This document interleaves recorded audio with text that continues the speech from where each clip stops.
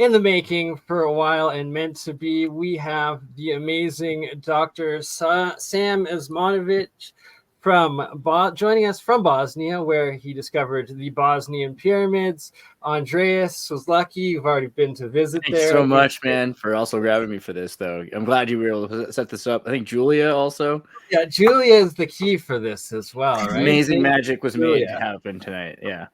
And Julia, you've got to know Sam for a couple of years now with the conferences that you've been doing. Yeah, we speak at the same conferences. And I'm always like in the front row, like, in awe. And he does the most amazing presentations. And if you guys ever want to go to Bosnia, like you can do a tour with him in June, and you can even go to the pyramid in Egypt in December. And I highly recommend that. Wow, that's amazing. And then Definitely Shem. on my bucket list. Sorry, no, there's one more person on the roster. Just want to make sure we introduce Shem. What's up, Shem? My goodness, and I had him covered. Sorry, Shem. Are you muted? You there? You're muted. You're muted. Appreciate you having me. Thank you. There we go. Thank you for joining. Well, I just wanted to say this because, like, I spent a long time hearing about, Lemuria, Atlantis, all kinds of Bigfoot and everything else, and they've lumped the Bosnian pyramids in there, which is good and bad because it meant as a kid I'd heard about this idea for a few years now. I mean, this has been going on for, was it like 17 years or something?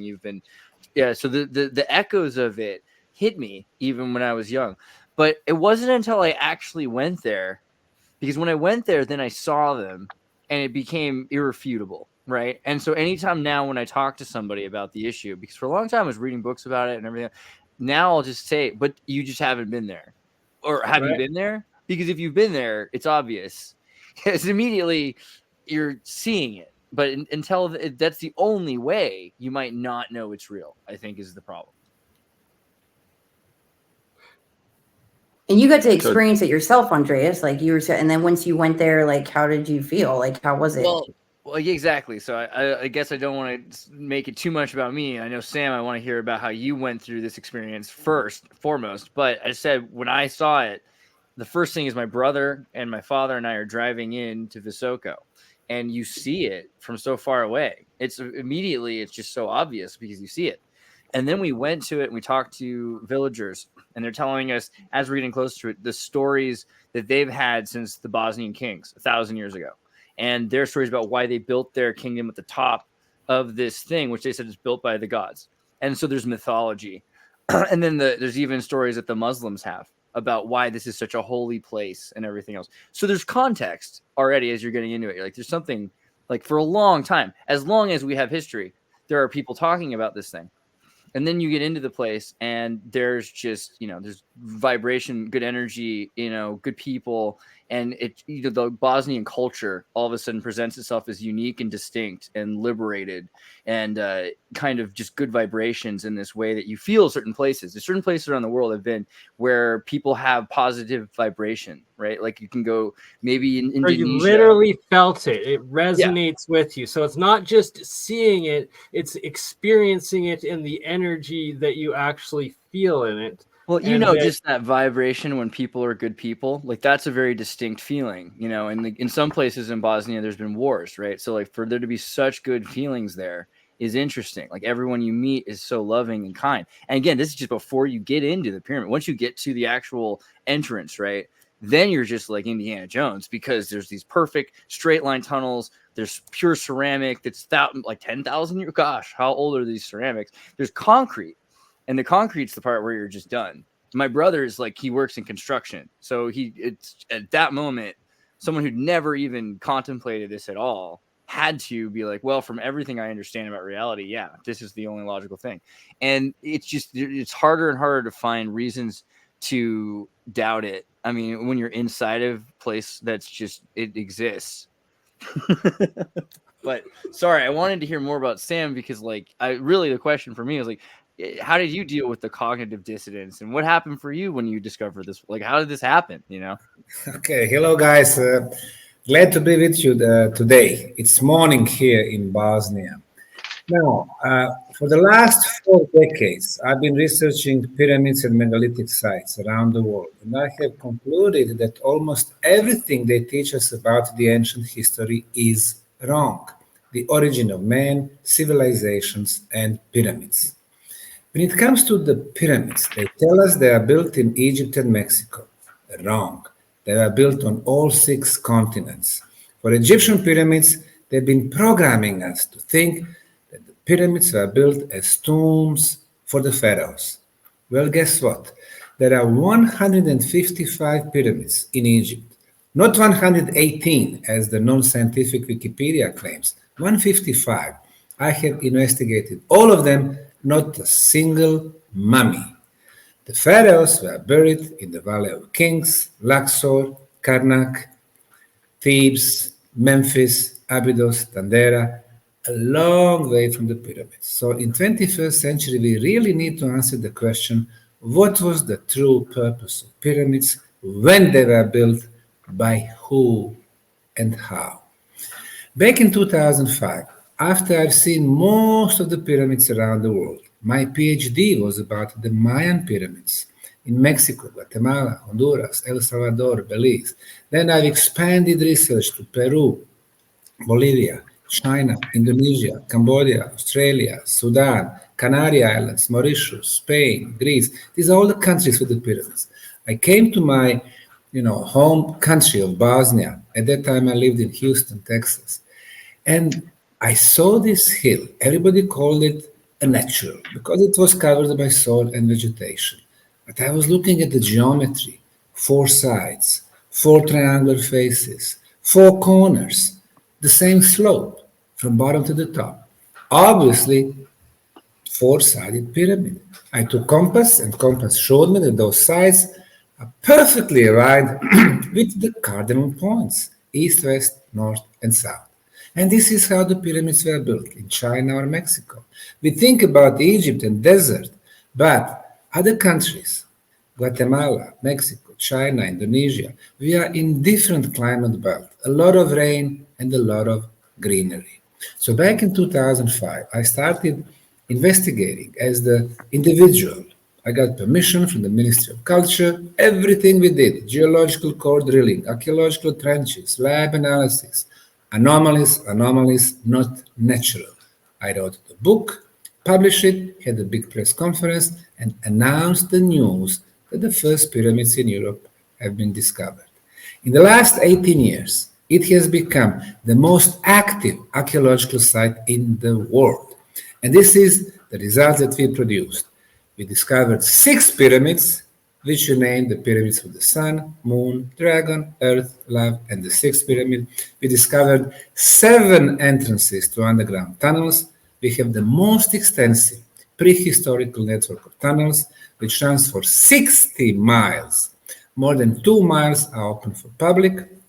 We have Tumulus complex. Tumulus is conical artificial hill. But this is archaeology. What's much more important is the purpose. So we've expanded the project to the interdisciplinary sciences. So we have, besides classical sciences like archaeology, Egyptology, archaeology, biology, paleontology, we have high-tech geothermal, satellite analysis, georadar analysis. We have dating like radiocarbon, uranium, thorium, luminescence, and most importantly, we have experts in energy phenomena, physicists, electrical engineers, sound engineers, telecommunication engineers, even medical doctors. And we have concluded that the Bosnian pyramids are actually energy amplifiers. They amplify the natural sources of energy. Which ones? Below the Bosnian pyramid of the sun, we have huge iron ore. Iron generates electromagnetic field. The pyramid amplifies this field. How do we know? Because we have measured at the base and at the top. At the top, the signal is 50 times stronger. Under the pyramid, underground water flow, water moves, releases beneficial negative ions. The pyramid amplifies the concentration of negative ions, and we measured the highest concentrations in the world, 2 times bigger concentration than at the Niagara Falls. Then we Question. have, yes. Sorry, question with this, just to specify for those that are unaware, because there's still like a artificially constructed like river, like running water that goes through the main pyramid that's still running today, and then there's also these like pristine, crystal clear long stretches and tunnels, kilometers I believe, of this Yes. primary water that you've also found in there. And are they like it's stacked in layers sort of thing, or like what sort of, how in depth has the LiDAR and the ground penetrating radar studies that you've done with it? Yes. Okay. These are several questions. You are right about the water. Water was always extremely important for the ancients. In Egypt, River Nile. In China, Peru, Mexico, major rivers. In our case, in Bosnia, two major rivers, River Fonica, River Bosna, a lot of underground water streams. The literal Water Bosniak. moves kinetic energy. We are discovering in 5 tunnels water. It's been there for thousands of years, and crystal clear and clean water. We've analyzed, comparing to our city water. Our city water, no viruses, no bacteria, no fungi, because it's been treated by the chlorine. The chlorine is a poison. In some countries, they add fluoride, UK, Ireland, Australia, New Zealand, Canada, US, Argentina, Chile, and so on. The fluoride, until 15 years back, was exclusively poison for rats. This is what we drink. Traces of heavy metals, traces of plastic. The water from the Bosnian pyramids, it's not treated, it vibrates high. We sent to the late Dr. Masaru Emoto in Japan. He got it frozen, then filmed through the electronic microscope. It has beautiful hexagonal structure with a lot of crystal-like structure. Comparing to our water, which is deformed, no structure at all, you can see that it is happy water. It vibrates high. And via what we drink, via what we eat, we notice that the pyramid energy, which I just mentioned, affects seeds, agriculture. We did an experiment with the seeds of beans. One control group we kept at home. The other one, tunnels, the third one on the top of the Bosnian Pyramid of the Sun. And then we planted it. The pyramid seeds were growing 2-3 times quicker, richer, healthier. So the pyramid energy affects our DNA structure. The next one, maybe most exciting. We had 5 teams from 5 different countries, from Croatia, Serbia, Finland, Italy, and Germany, who went to the top of the Bosnian pyramids at 5 different times with their own instruments, and they measured the presence of the energy beam, which is 28 kilohertz frequency, electrical in nature, 13 feet diameter, and as it goes up, it goes all the way to 70 feet, coming back to 1370, and the strength of the signal is getting stronger and stronger as it moves away from the pyramid. In science, this phenomenon is called the scalar waves. The first scientist who was investigating these subtle energies was the genius Nikola Tesla, 125 years ago in his lab in Colorado Springs. In the last 50 years, the Russian physicists, they've been working on it. And their conclusion, the scalar waves move quicker than the speed of light.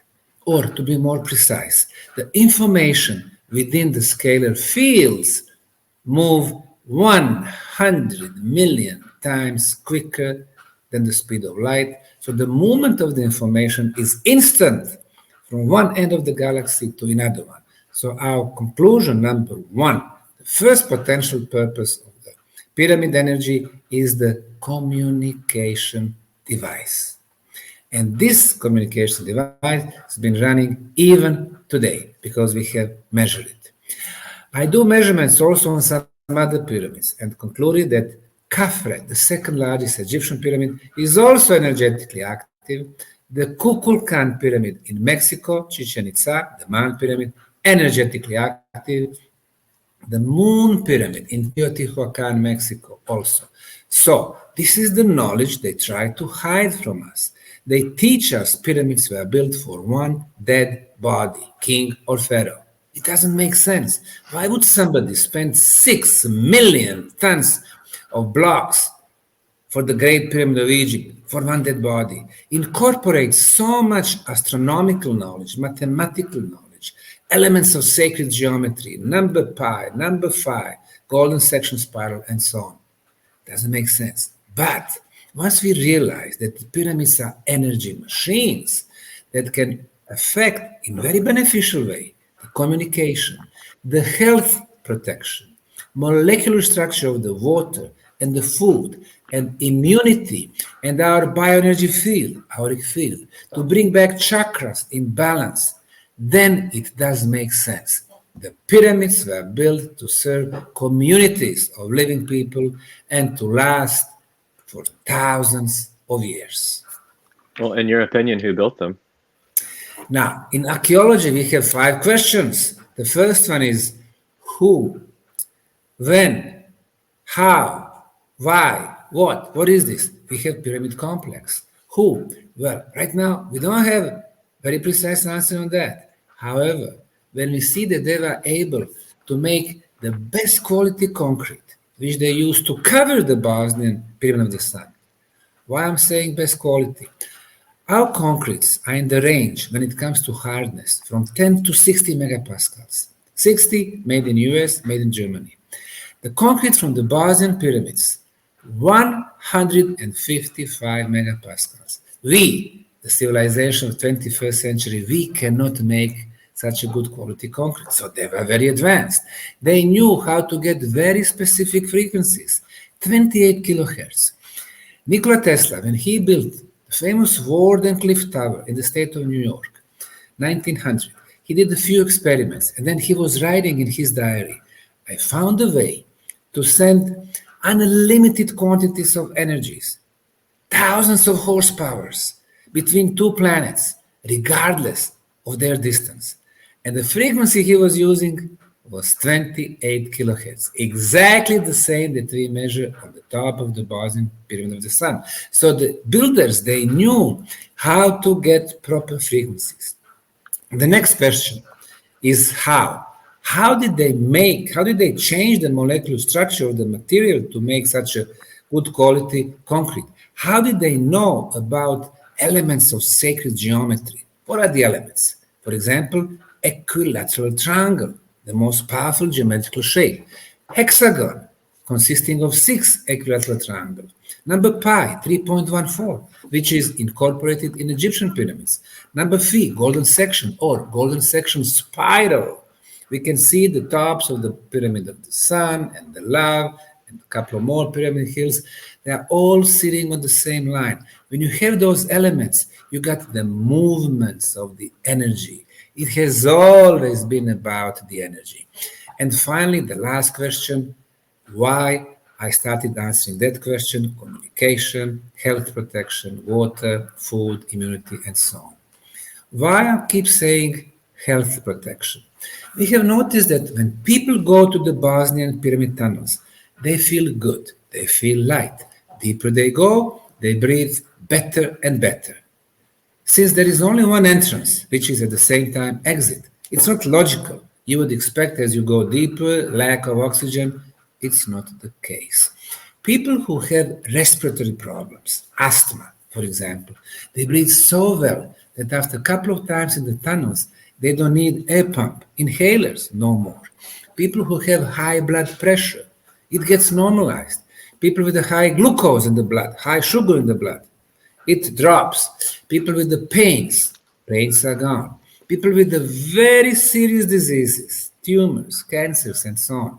After 10 days in the tunnels, 1 hour in the morning, 1 hour in the evening, and for days like that, they can see revolutionary progress of their health. And even though we always say, hey, we are not in the healing business, we don't give the medical guarantees. However, we measure, and this is what we've measured, we scientifically proved, there is a combination of 10 elements. And very quickly, the first 5, absence of all harmful radiations. Right now, we are in our homes, our studios, we are exposed to the cosmic radiation. If we accept the fact that we are planet, not the flat Earth. So, harmful radiations. In the tunnels, under the ground, no harmful radiations, no natural radioactivity, no geopathogenic radiations, no signal for the cell phone, no signal for the Wi-Fi. For the first time in our life, we enter the tunnels, no bad energy. Our body cells don't have enemies. They can start doing their job. What is their job? To fix the problems in our body, to start the regeneration process. And we measure 5 more energy phenomena. The best frequency of electromagnetic field, 28 kilohertz. That's the frequency of our planet. She is our mother. She can give us only good frequencies. Unlike us, we make up frequencies and the voltages. For example, in the US, 110 volts and 60 hertz. You touch the loose wire, it kills you. That's our technology. Number 7, the best frequency of the ultrasound, 28 kilohertz. It's all measurable, as you can see. This is the frequency of the levitation. We feel light. Number 8, 7.83 hertz. This is called original Schumann resonance. This is the resonance of our planet. When we think, if anybody do that anymore, we create brain waves at 7.83 hertz. As long as we have the same frequency like our mother, we are in balance. However, due to our bad technology, computers, laptops, cell phones, microwaves, satellite dishes, in big cities, they are so contaminated with this energy that the frequency changes. In Sarajevo, capital city of Bosnia, 12 hertz. In Munich, Germany, 15 hertz. In New York, 18 hertz. What happens? Different frequencies, disbalance, it creates stress. You need to go to the big city. Oh my gosh, the atmosphere is not so good. The frequency, the stress, this and that. You go to the village, you breathe, you love it. So in Bosnian pyramid tunnels, it's 7.83. It brings you back to the balance. And I mentioned negative ions. Negative ions clear the atmosphere from dust, from pollen, from smog, from microbes, viruses, bacteria, fungi. You go inside, they clean your body from outside and from inside. Did I say viruses? Of course I did. If coronavirus was a virus, it protects us from corona. You know, in our homes right now, we have 20, 30, or 50 negative ions per cubic centimeter. You go outside, a little bit fresher, 100. You go to the top of the mountains, pine trees, 1,000. You go to Bosnian pyramid tunnels, and you heard that, between 20 to 50,000 negative ions. And during the winter, with less people, 220,000. Niagara Falls, 100,000.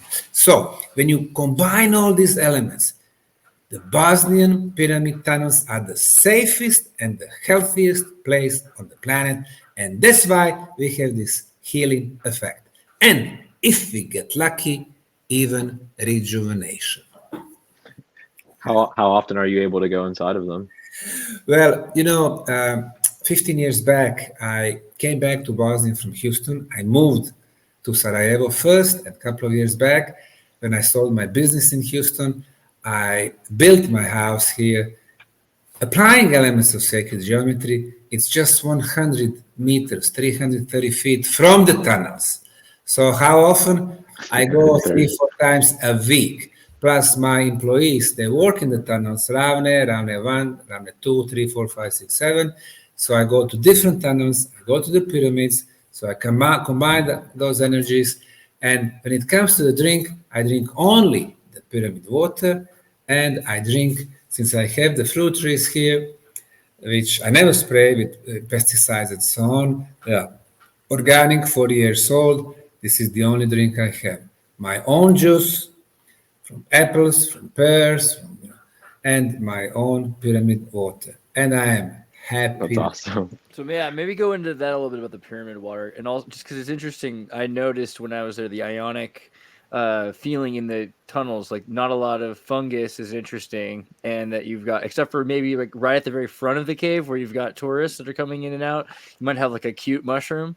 Like, but then once you get into it, it's like you'd think Leave deeper your in. fungi at the door. Yeah, once you get in, it's like super clean, sterile, and the air is so clean, and you're just wondering like how is this working, that it's ionizing the particles and pulling them down so that they're like, what's going on with that?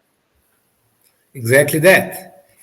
What are the negative ions? There's some extra electrons in atoms or molecules, and they are free in the air, negatively charged. When there is a dust, they connect with the dust, they become heavy, drop to the floor. They connect with the smog, drop to the floor. So they clean the atmosphere from everything. Wow. That's why you can breathe so well. That's why the people with asthma, they start breathing really deep and really well. Okay, and then also really quickly, do you think with the cleaning of the water, because you've got pyramid water and it seems so great, and you've got Giza by the Nile, and you've got like Teotihuacans by like the Montezuma, like all these rivers. Do you think that the pyramids are to put out like frequency cleaned water, like to spread it? Is that kind of the goal, you think, with these things? Or pyramids always multi-layer purposes. Water, extremely important. Energy beams, extremely important. Health protection, extremely important. Food, agriculture, immunity. And when it comes to immunity, the last 3-4 years, they were telling us the vaccine is the key word. It's not. Being vaccinated or non-vaccinated, everybody's going to get the viruses and they're going to get sick. And then the question is of our immunity. You go to the tunnels, your immunity rises up. So as you can see, really the pyramid energy affects the major functions in our life. And that's the reason why they wanted to hide for us. The pyramid energy is clean, unlimited. And once you build the pyramid complex, it is free. They work forever. And the running water is important because the whole process with this kinetic energy starts. We have water under the pyramid tunnels moving towards the pyramid. You have the energies in the tunnels moving towards the pyramid, most probably feeding the pyramid with the energy. It's active energy machines. But you have noticed also the tunnels, what we do there. There are two civilizations. First, who built this network, and the second one, who closed all the tunnels. They fill the tunnels with the filler material. So what we do, we are removing the filler material. The more tunnels we open, energy is getting stronger and stronger. The concentration of negative ions, higher and higher.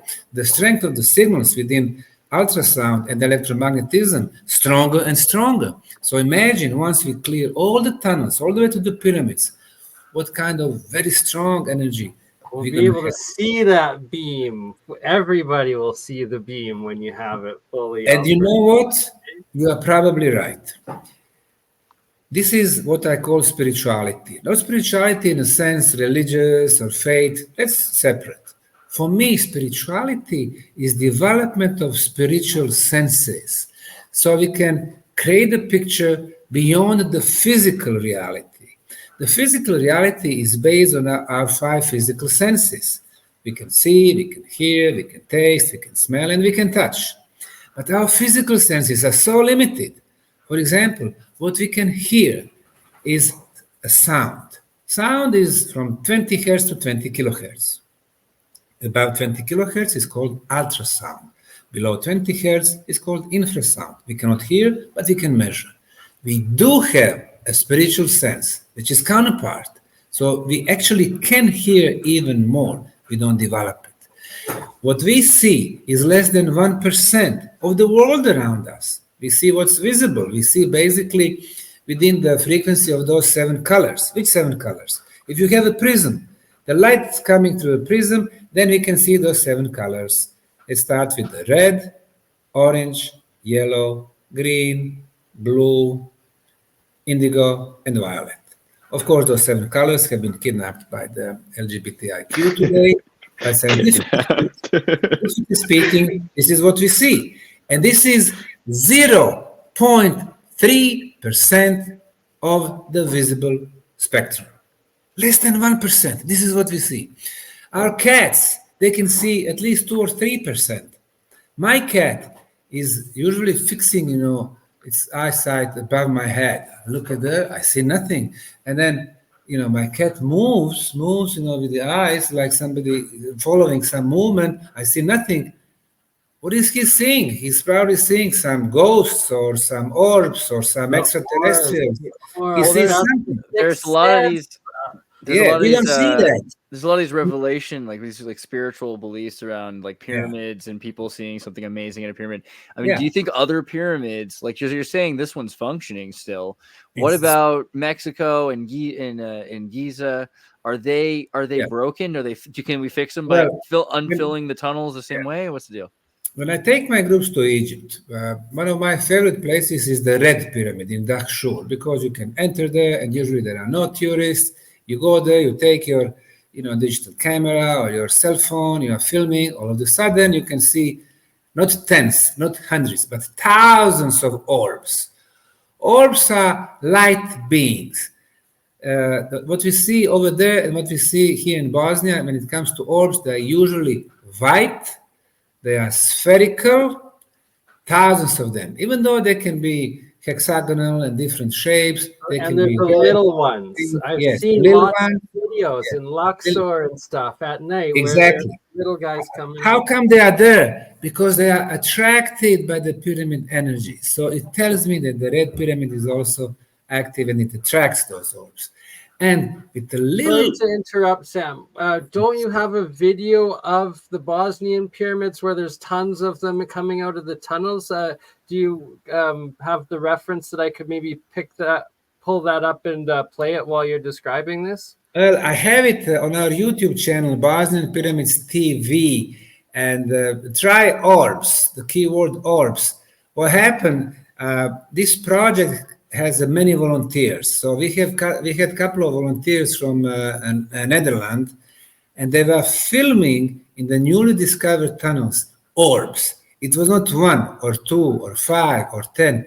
It was a river of orbs. People sometimes saying, they are not light beings. It is probably humidity. It is dust. It is this and that.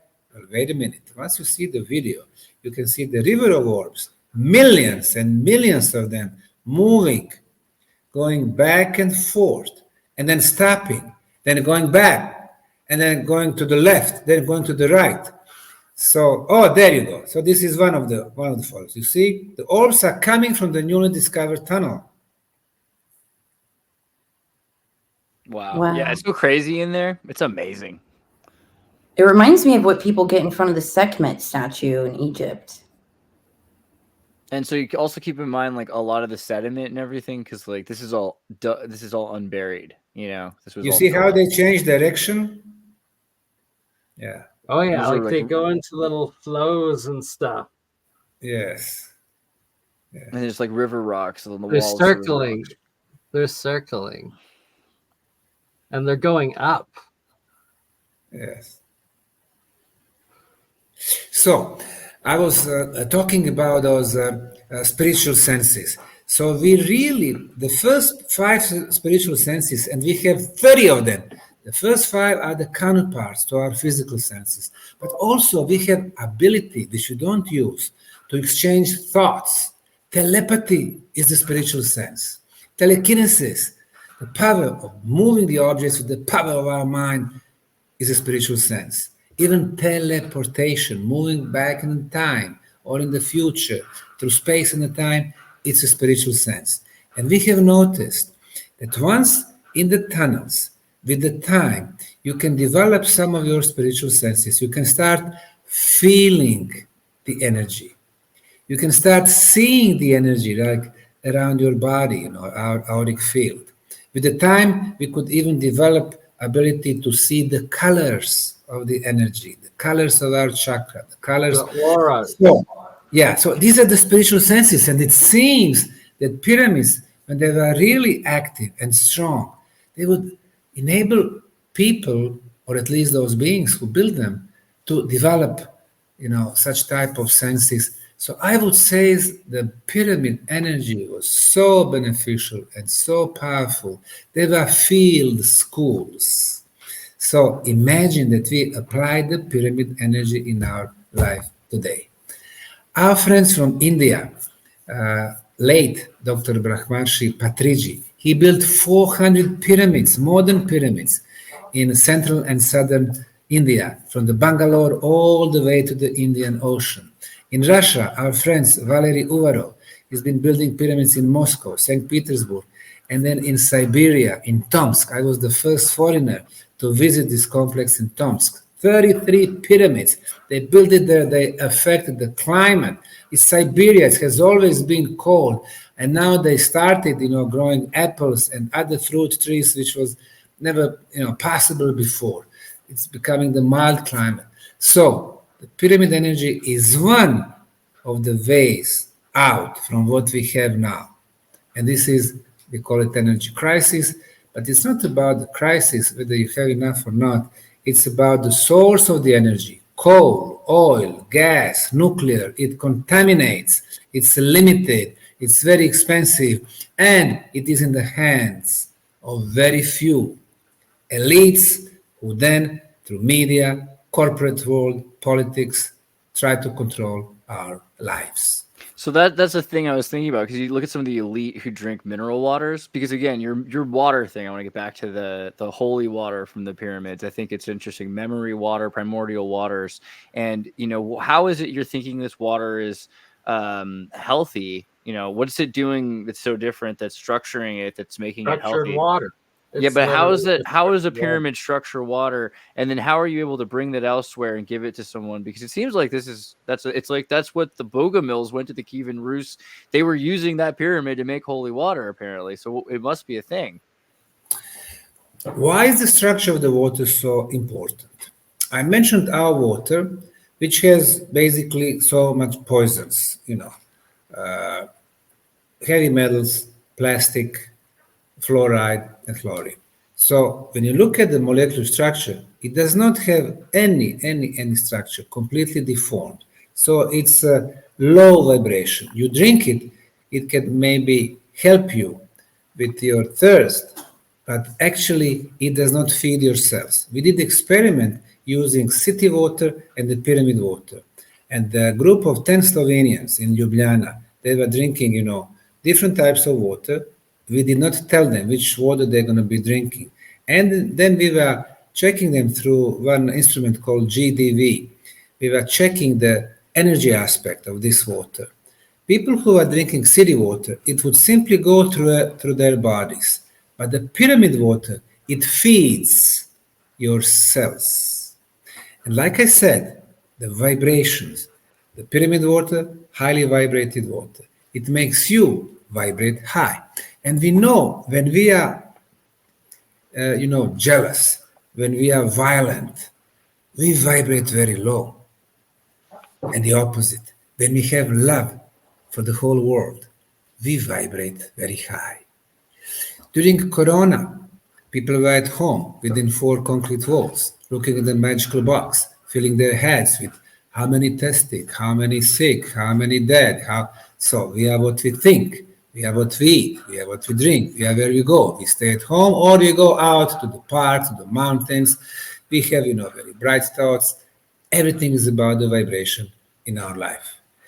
When we vibrate high, we are satisfied, we are filled, we are happy, we have love. And what is the purpose of our life? Is it to collect material stuff and will never be fully satisfied and happy, or to share, to love, to respect, to socialize?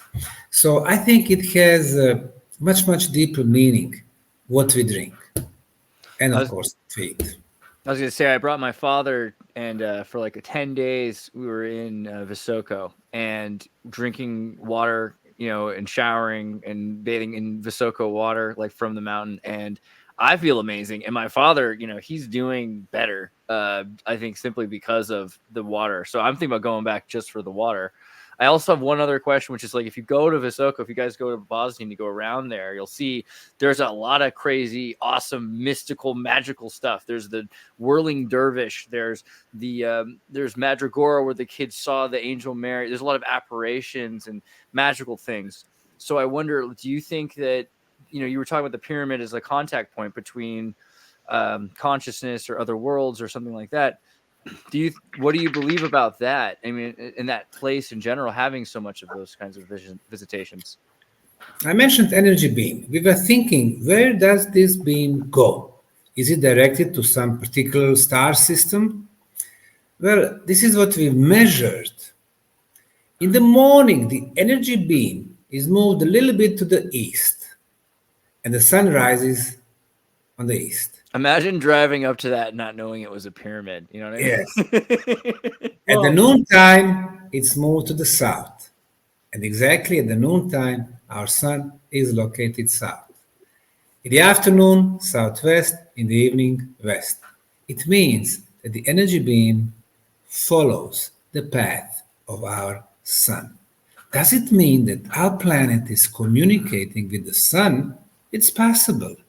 Using the sun as the cosmic gate and then communicate with other star systems, it is possible. And with other galaxies, it's also possible.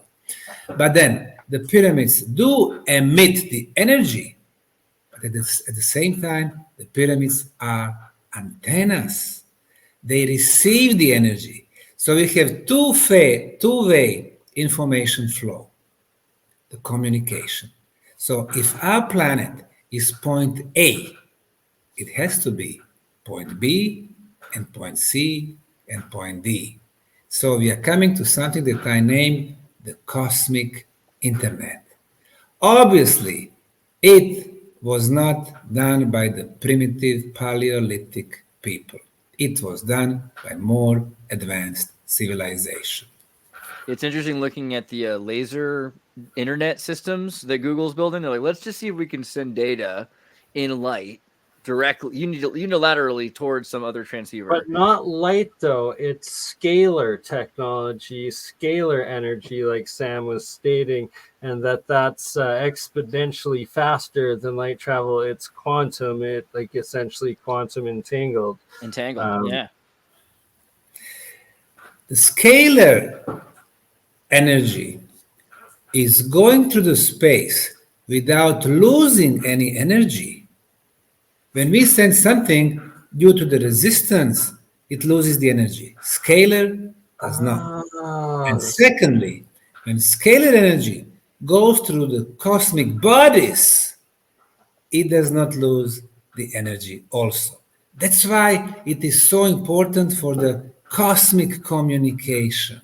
And like I said, the speed is so big. It's almost like the speed of our thoughts. You know, when you send the light around our planet, theoretically, in 1 second, it would make 7.5 circles. So this speed of light for our planet is plenty. It's more than enough. But when you send it to the sun, it takes 8 minutes. When you send it to the northern star, bright northern star, it takes 700 years for the light to travel to northern star. When you send it to the center of the galaxy Milky Way, 30,000 years. And when you send it to the center of the universe, where the old guy in the white robe and the white, beard is sitting, being very busy creating galaxies and different forms of life, it takes 5 billion years. I remember a few decades ago while I was in school, they were telling us, oh, the light we see from the deep in the universe, that's the light from 5 billion years ago. 5 billion years. So if you send information so deep in the universe, I mean, who's going to wait for 5 billion years to send info, another 5 to receive, respond back? So from the cosmic perspective, the speed of light is very, very, very slow. And it seems that the scalar energy is so much quicker. And it is usable for such vast distances. Also, light is like degradation. So we consider time to be the degradation of matter because of stars. So if there's something outside of that, it's outside, scalar waves are outside of time being made by breaking down of particles by radiation. So it's... Yeah, there's now the whole new question. It seems that the time is also maybe limited not only for our solar system, maybe for our galaxy, maybe outside it, maybe not. For us, the time is the absolute category, but for the universe, the time is so relative and maybe different stars have different time. Yeah. But I'm just saying, this is what we measured, and this is where our knowledge is right now. Even though what I'm just saying, for most of the scientists is science fiction, because they live in the world where, Einstein's hypotheses are still ruling. They are saying the speed of light is the biggest speed. If you try to travel quicker, you are going to dematerialize. They live in the world in which Egyptian pyramids. That is true, but it's only true to the third dimension. They're not able to think outside of the box, aka the fourth dimension, and higher up all the way into the multiverse. And Russell Targ took light and slowed it down and sped it up. Like light can travel at different speeds for the atheist scientists that are still antiquated out there, just so they know. Yeah. That's true. That's true. What is the advantage of what we do? This is for the first time that one non-profit, non-government organization is running a huge project. So there is nobody above us to tell us what we can say and what we cannot say publicly. When it comes to the days, to the purpose of the energy and so on, we can say and we can share that with the world. That's why they consider us a threat. Wikipedia, National Geographic, and Encyclopedia Britannica and Smithsonian and Egyptologists like Dr. Zahi Hawass and the others. But for us, it is irrelevant. We're not mentioning names here, Yeah. What is relevant, yes, it is the real truth. Obviously, we had in the past very advanced civilization. But not only that we are getting to the truth about the purpose of the energy, we actually apply that energy in the real life. If we have hundreds upon hundreds of healing testimonials, it means it did help to the people. And that's a very important thing. We can see so many people telling us about their spiritual experiences, telling us, hey, we are not only physical, but we are spiritual beings. It helps me to be more satisfied. So it is very important. And then you saw that at our beautiful park, 10 years ago, I spent all my US savings. I purchased 100,000 square meters, more than 1 million square feet of the muddy, swampy land with the garbage everywhere. We cleaned and cleared everything. We transformed it into one of the most beautiful parks in Europe. With the beautiful, you gotta shoot movies there. It's one of the most wonderful places. It's aesthetic. Installations, labyrinths of energy, labyrinths of love, labyrinths of health, megalithic circles, beautiful temples, the pyramids, lately beautiful sports complex with Novak Djokovic, the best tennis player in the world, the top quality tennis courts. We have beach volleyball, which I played yesterday. This is huge because the local community, no, seriously, kids need things to do. And so they're giving a place to these local kids to go and play sports with each other. That's in you have to understand how beautiful this really is. It's actually we just built the Vedic house based on Vasta principles. We built the statue of Nikola Tesla and so on and so forth. People come. Last year I had 155 school children coming to the park for free, no entrance fee. Parking for free, toilets basically in the park, they are for free. All the installations are for free. Then we organize festivals and concerts. They're all for free. I pay the artist, but I let people enter for free. He's kidding about how bad the toilets are. The toilets are actually really nice too. They're better than American toilets. Like they really care. Very high standard in everything. They have high standards. They really do. It's pretty impressive. What we have there, it's really it's a cultural oasis and sport oasis, and oasis of the true history, and it's serenity, the positive energy. People love it. No discrimination. Coming people, from all over the world, we don't care about their religions, or races, or nationalities, or they come there, they are all with a smile, they love to come to the place, they come time after time, bringing their friends. In 2018, I had 40,000 visitors. Without a penny from the government. 2019, 50,000. 2020, 76,000. 2021, 136,000. 2022, 155,000. This year, we expect 200,000. Wow. Next year, maybe 250,000, then half, then million. So it's becoming so important place. But for the people who vibrate with this energy, not everyone will come. I know there are, haters out there. There are skeptics. They say there is nothing. That's okay. People make their choices. But those who come, they're gonna have benefits. So also, I mean, you like you kind of mentioned, there's a lot of people out there, and you had to play it safe. For years, you had to do the same thing as Graham Hancock and be like, well, let's just talk about the facts, right? But they kind of just have ignored and closed their ears and eyes, and literally got people and paid them to refute themselves, right? You get witnesses to come there, and then they go to Egypt. Back from like Egyptologists will go to Bosnia, see the pyramid, say, okay, this is a pyramid. Then they'll come home and then they'll lose their tenured professorship unless they refute it. So what's been going on? Why do you think it is that there's such a push to hide even just the most like reasonable, practical look? This is a freaking pyramid. Let's just relax. Even beyond that, like, why can't they handle just the simplest aspects of this? Why have to refute? Yes, really. What is their motivation? I mean, you go to Mexico or Guatemala. They have 100,000 pyramids, 97% of them still covered by the forest. And nobody disputes that. I mean, they're looking for the pile of, soil. They say, oh, this is a pyramid. You come to Bosnia, also covered by soil and vegetation. This is a pyramid, which is so obvious for sides and triangle faces. No, it is natural. It is right. It's impossible to have pyramids. It's the fact that now there's Göbekli Tepe, and they're also covered up with this same pebble-like material at the same 11,500 years ago, right?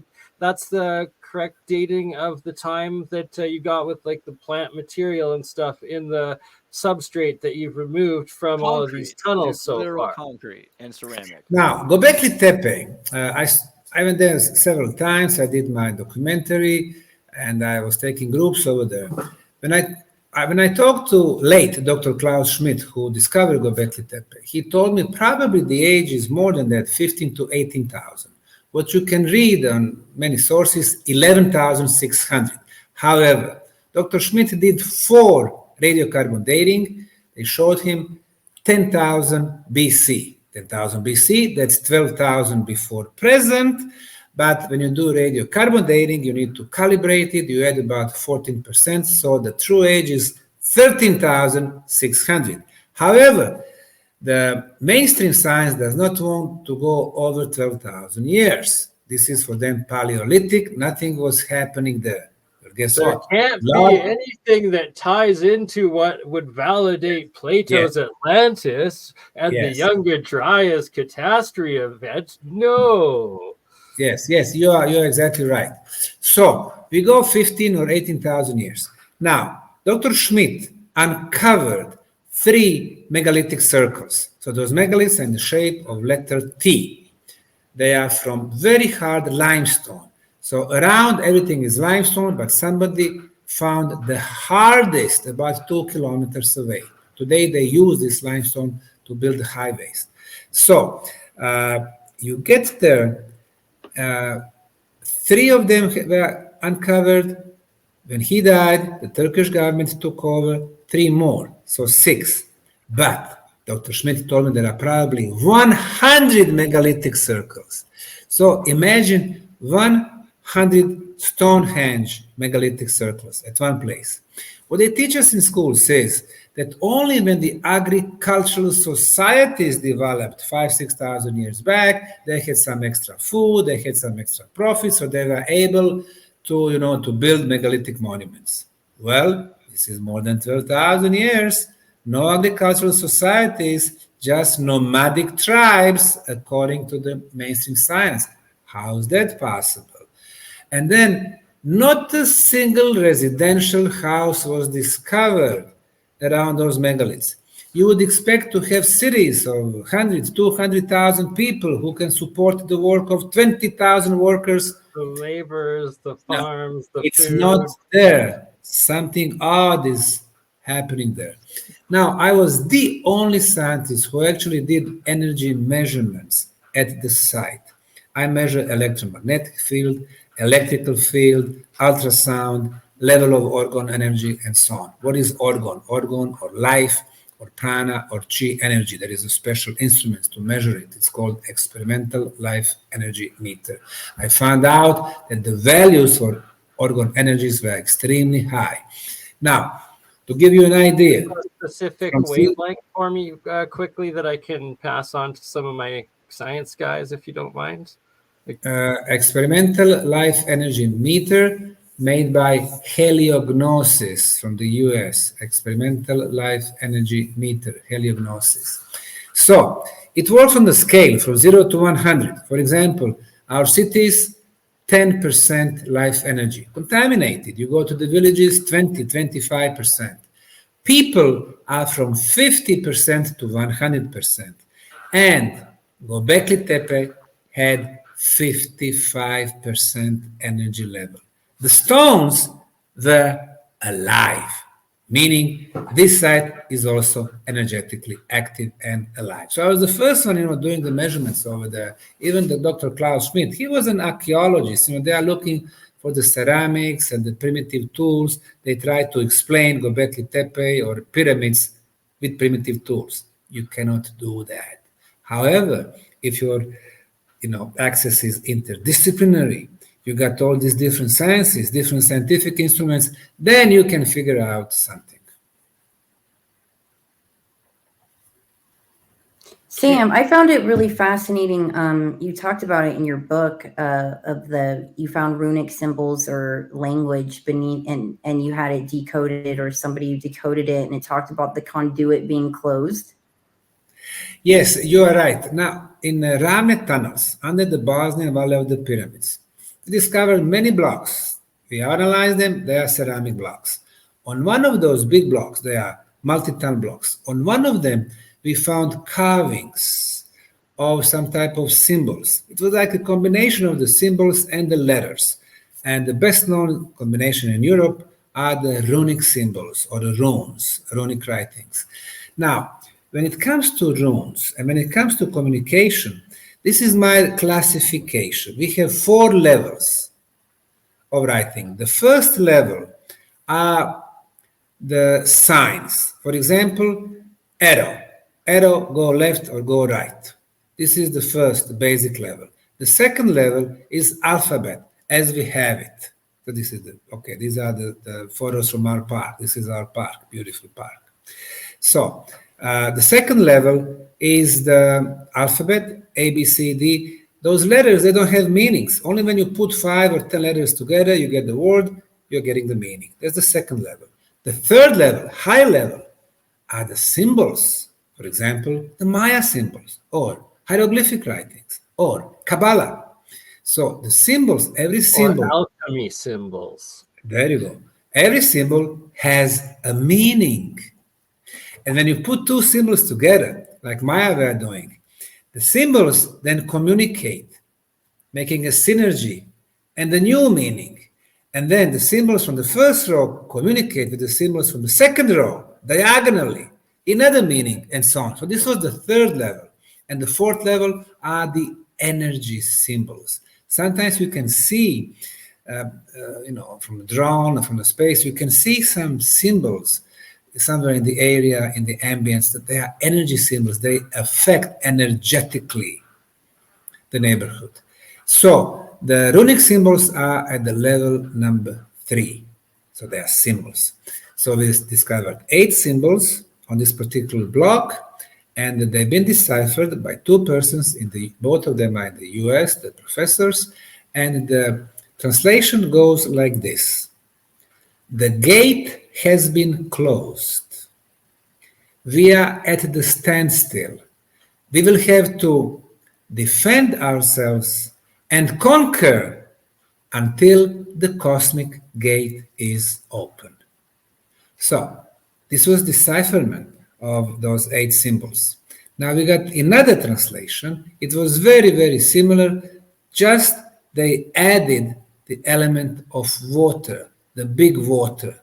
So it's very possible that we are talking the flood, maybe the biblical flood from 11,700 years ago, or some, big flood waves and so on. So they are not the pyramid builders, but they are somebody who happened to be there during those big catastrophes. So many, many secrets over there. And the beauty of what we do is that we are discovering the new stuff.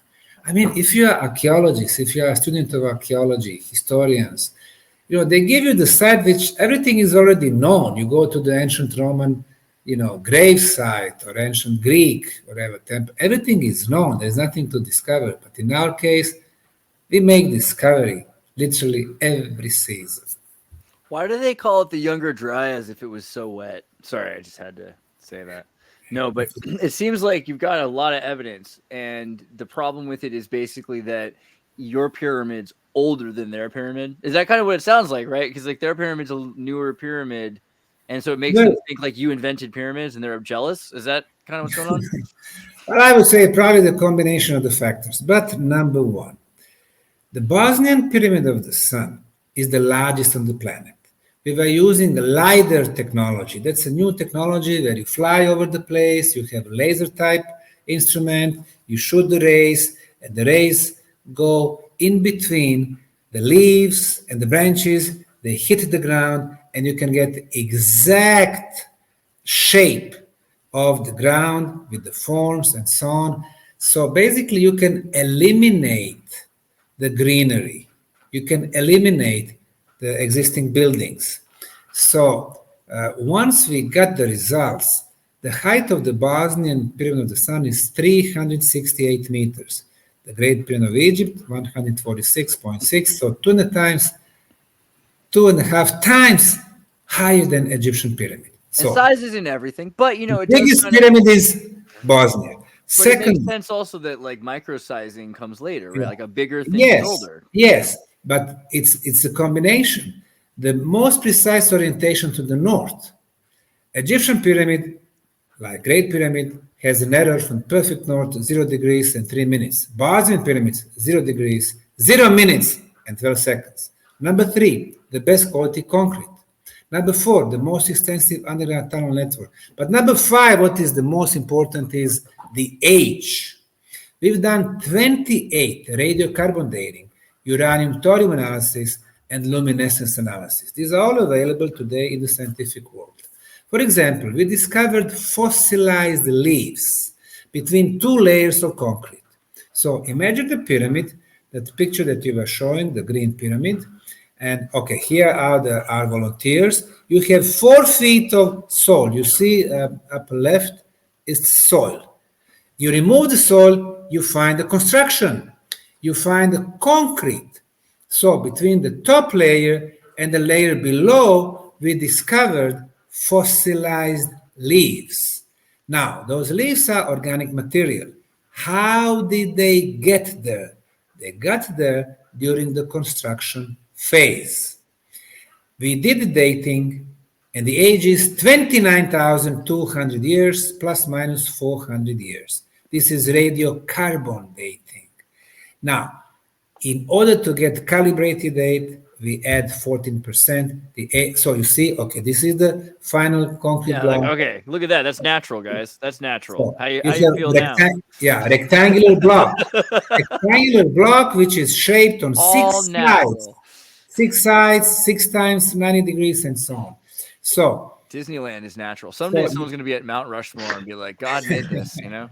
So we go back for 33,600 years. So this is the answer to your question. According to the mainstream archaeology and history, we are no older than 6,000 years when it comes to the advanced societies. And now because of Bosnia, we go back 33,000 years. And that's not really the end of the story. What I know, traveling the world, the Machu Picchu, 54,000, and so on. So we have civilization in the distant past. So the Machu Picchu, you're saying that it's been rebuilt since a 54,000-year-old pyramid that was the original pyramid there. You go to Machu Picchu, they tell you the stories. Oh, it was discovered 1910, when this guy from US came and, he gave his silver dollar. I mean, this is irrelevant. you look at the place, you can see 4 distinctive civilizations, 4 distinctive construction styles. And the first one was the most advanced because they were using blocks of 250 tons, the first layer. And physical chemical analysis are telling us that those blocks are not from the area, not from Machu Picchu. Machu Picchu, by the way, means old mountain. It is from Bolivia, 160 miles away. So somebody brought 250-ton block from Bolivia. Hold on, though, Sam. I got to interrupt on that. I'm not sure if you're aware of Dr. Bob Greenyer's work on the geopolymer, and that most likely these blocks are all geopolymer, and that when a site like where the Machu Picchu for the blocks from Bolivia, it's that they would have ground the material down. That's why you see like these scoops, they were grinding it into powder that then they, take in bags like cement, which it's just a more advanced cement. And then they have the lime reaction, which is a chemical reaction, which then actually bonds into crystal, atomically structured, as opposed to just a sedimentary form of our weak concrete, this exponentially stronger geopolymer fix. That's why they're lasting tens of and they have thousands. that's what they have. They have geopolymer in Bosnia. Now, the first scientist who was actually established the science of geopolymerization is Dr. Joseph Davidovich from France. And he was the first one to come forward with the idea that Egyptian pyramids were used with the geopolymer blocks. All the Egyptologists attacked him, but then when he established his Institute for Geopolymers near Paris, he experimentally proved that using the same elements like Egyptian blocks, that he got the same blocks and that he could build a small pyramid there with those blocks. He also came with the idea that some of the blocks from the pre-Inca civilizations were also due to the geopolymerization process. But then he was saying that they used chemicals to melt the natural stone, to add the additives. Once it gets hard, you got very hard blocks. It was much easier to manipulate with them and then to place them one next to each other without any empty hollow space between them. And that's the reason why they look so perfectly. I'm not disregarding that. I'm just saying that the physical chemical analysis of those blocks at Machu Picchu are showing that the same type material closest is in Bolivia. And they are 250 tons. The second civilization were using blocks which were tens of tons in weight. The first one, when they were making those blocks or shaping them or making them, they are polygonal, meaning they have more than 4 sides, more than 4 corners, 6, 8, even more. The most corners are at the Cusco, in those walls over there, 26 different sides, 26 corners. Imagine, it's like a very complicated puzzle. How do you put not only first row, but third and fourth row with so many corners? How do you put it together? Today, we would be probably using 5 or 10 cranes to try to kind of, put them together. Or if they were made during the geopolymerization process, it would be much easier. You pour them and you have pieces of wood or something in between. Then you remove the wood or you remove some type of very thin material, and then you are getting such a perfect connection. Molds, right? Exactly. And that's why they're earthquake proof. And this polygonal cemented, exactly. None of them are parallel or the same. Everyone is different, and exactly for that purpose. Very important feature that you just mentioned, earthquake proof. When the Spaniards came in the 16th century, they basically demolished, they destroyed most of the pre-Incan structures, and they were building their palaces and churches and cathedrals. When there was a catastrophic earthquake in 1950s in Peru, it destroyed all the European construction, exposing pre-Inca structures over there, and they were intact. When you build structure with different size blocks, you don't have 2 blocks the same size. Sometimes very small, in between 5 or 6 much bigger ones. You are right. During the earthquake, It does not collapse, but it locked better together. So we can see all kind of miracles over there.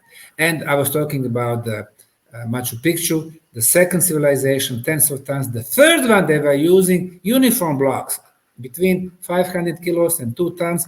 That reminds me a lot to ancient Roman building. And the fourth one, after thousands of years, Incas rediscovered this lost city in Andes on the top of the mountain. And what they did, they used small rocks, making divisions, making primitive roofs. And this is where they were bringing royals. Literally just piling stones on top of each other was the best they Exactly. could do. They couldn't even cut stones, yet our Exactly modern right. archaeologists try to give them credit for building all of it. It's just exactly right. And you read any reference, you will see Machu Picchu, royal retreat for ancient Incas. I mean, they came the last, and they were the most primitive. We don't see evolution.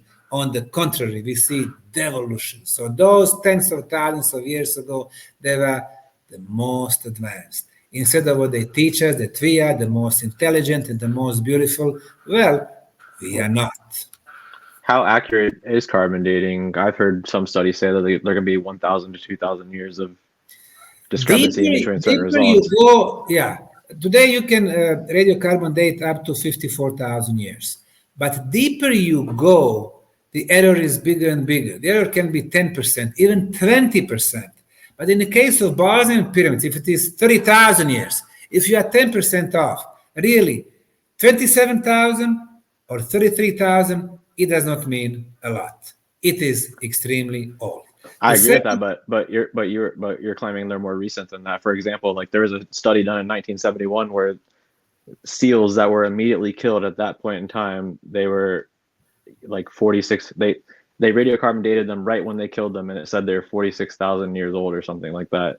Maybe my number's a little bit off, but it's something ridiculous like that. So I agree. It's always important if your samples are not contaminated, how you treat them and stuff like that. But listen, this is the state of our science. Right now we have those 3 methods, and we use all 3 of them. Radiocarbon, we've done the most, but then uranium-thorium analysis, that one is much more precise. We've done analysis in the Bosnian pyramid tunnels of the stalagmites. So you have stalactites on the ceiling. Wow. The water is dropping. You have stalagmites growing. And the stalagmites can be dated through the uranium-thorium analysis, which we did at the Institute for Geology of the Czech Academy of Sciences. The age was 19,000 plus minus 1,000 years. Now, it takes time for the stalagmites, for the surface to prepare, probably a few thousand years. So again, we go back more than 20,000 years. So everything we do really is taking us so deep in the past. So also, in terms of the history, like a couple of things, like one is like you look again at Visoko in Bosnia, and you cannot find a point in history before, like prehistory, where this thing isn't already there. Like they're building things or have legends of them. The Bosnian heathen kings are establishing themselves above the clouds and the top of the Visoko. It's like it's all like there's nothing before it, like, so there's that. And then in terms of radiocarbon dating, yeah, there's problems. Like it could be like, radioactive volcanoes are putting off radiation, or there's different ways we can look at it than years. We could be looking at it at like the amount of radiation that's breaking down carbon. So it could be that there's certain things that happened, including atomic volcanoes like Oklo and Gabon went off, right, and that created a bunch of discrepancies in radiocarbon dating. Well, there was another example of like an English castle that they had records of it being built in 750, and the results came back that it was 7,300 or 400 years old. The stones, the parts of it are older. Yeah, but this is all. See, the thing is, the Visoko pyramids underneath concrete. So it's not something that's it's more like a time capsule.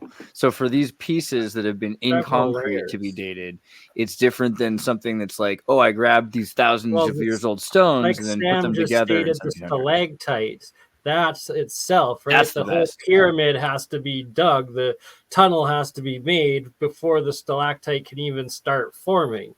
And then, like he stated, with when they got the biological material from beneath the polygon or the geopolymer outer layers of the pyramid top or casing. That that would have been the date that they laid it and built it. Anything below that, obviously, it was still dirt. And that it's terraforming on such large scales, right? It's these entire mountain valleys. And the picture I have up right now is of, believe, Machu Picchu. And if it's not Machu Picchu, it's one of the other close by there. The whole point being that it's just mountain valleys and valleys of these terraformed terraces, infrastructure, and like it's the same as Michael Tellinger's found South Africa, and it's actually the same as what I've actually found in Alberta, Canada, in a lot of spots. But Sam, you were talking about the different ages. So the terracing here that we see on the sides of Machu Picchu and throughout what they claim is Inca, what generation would you say this is? And yeah, also, do you think that underneath part of the Bosnian pyramid terrace that's been buried, or was it like that at some point?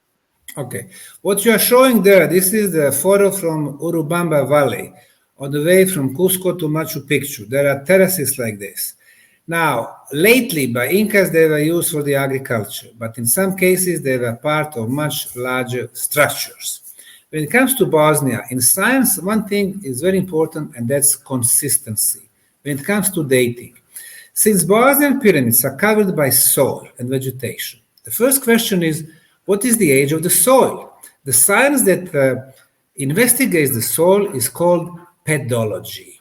So we have Institute for Pedology in Bosnia. They came, they took samples from the Sun and the Moon pyramid. And their conclusion, the soil is between 12 and 15,000 years. So this is the coverage, meaning the constructions are much older. And then during the excavation, our Italian pair of archaeologists, they discovered on the top of the blocks organic material. So it's going to give us the minimum age of the structure. We analyze it, 24,800 years plus minus 200 years. So we go back for 25,000 years, and that's the minimum age. And then once we discovered organic material between two blocks, like in the sandwich, we got 29,200 years plus minus 400 years. So we can see the consistency. It's not like that we discovered one piece of organic material and then we got a date. And then you are completely right. When it comes to stalactites and stalagmites, you have to have a hollow space. You have to have tunnels for the stalagmites to form. You have to have a hollow. So the water was dropping, stalagmites was growing. The tunnels was already there for more than 20,000 years. It's the age of the stalagmites. So the tunnel is obviously much older. So right now we have 28 datings so far. We also dated stalagmites not only with uranium thorium, but also with radiocarbon date. In other stalagmites, it was 26,200 years. So you see how everything is basically in that era of close to 30,000 years. So we know that these structures are extremely old, but they are not the only one in the world. It's a shame that when the mainstream archaeologists are working on some projects, let's say the Maya civilization, we had this woman from New York, she was professor at the university, and they were doing research in Belize. They discovered organic material. They discovered artificially made seeds. Somebody was playing with the seeds in the agriculture. She got more than 5,000 years, and she published that without asking her project manager or dean at the faculty, and they fired her because she was going more than 2,000 years deeper in the past than what they accepted officially. Like I said, we have so many interesting sites around the world, and they are much deeper in the past than what they teach us, and it's a shame they don't share that with the public. They want to keep us limited to 5,000-6,000 years, saying, "Oh, we are still at the infant phase. We are babies, and we need, someone who's going to lead us, elites, and so on." No, So, I don't necessarily think they say that though. But go ahead, Zeros. I'm muted. I don't know. They say a lot of things. They're probably, terrible people. No, but there's generalizations. Like, what kind of people, like, is anybody? My question is more like, if you think about 30,000 years ago, from what we're saying 30,000 years ago was like, kind of, we know that there were more hominids. There are different kinds of humans wandering around. There's Neanderthal, and Devonians, the yeah, so Denisovans. the Denisovans. So it makes you kind of, on Heidelbergensis, it makes you kind of wonder, like, if are we talking about different kinds of humans, different kinds of hominids that are building this, maybe, or something? Are we talking about The new humans that work science together? called anthropological genetics follow the movement of the people around the world.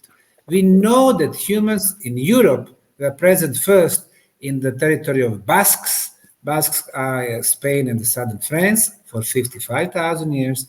And the second oldest oasis in Europe are the Balkan region. And Bosnia is in the central Balkan for 38,000 years. So if the pyramids in Bosnia were built 33,000 years, there is a possibility that it was built by humans, but not by the primitive Paleolithic man. He did not have means, transportation methods, or tools, or the ideas or designs to do that. Now, when we think, is it possible that at one time, in a short period of time, people were having access to very advanced information?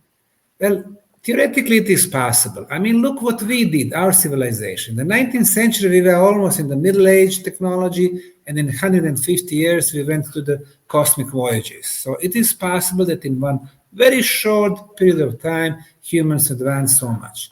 Maybe it happened before, maybe it did not. Now, your question, who? Now, is it possible that some very powerful, intelligent forces for some other dimensions around us were able to materialize stuff to build the pyramids? I would say it is possible. Number three, is it possible that somebody from outside of this planet, maybe hominid looking, but not Homo sapiens, they came, they built the network of the pyramids around our galaxy? It is possible. But right now we don't have a proof for that. Number four, is it possible that some other intelligent beings, but off this planet, they've been around for millions of years, they built it and they maybe lived in, let's say, hollow earth, if it is hollow? Probably that's possible also.